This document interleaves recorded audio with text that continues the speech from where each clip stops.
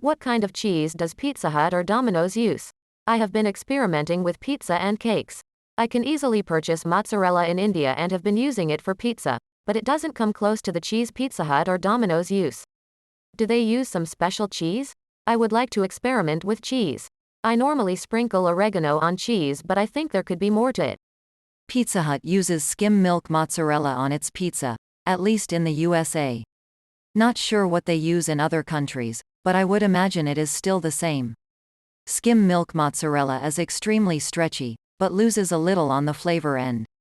More expensive pizzerias normally spring for the full-fat mozzarella cheese. Domino's uses a mix of cheese, made up of mozzarella, pecorino, parmesan, and Asiago cheeses. I think in their most recent reboot they switched to part skim mozzarella, but I am not 100% on that. One thing that's important to note when discussing American-style pizza cheese is that it's important that it be a very dry mozzarella. There are two very different cheeses named mozzarella in Europe. The predominant variety is what, under US law, is called fresh mozzarella, which comes in a ball, either shrink-wrapped or packed in water.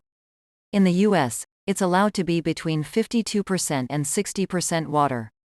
That type of mozzarella is not appropriate for use in making American-style pizza, as its moisture is much too high. The result of making American-style pizza from grated fresh mozzarella can be a soggy mess. See link 1.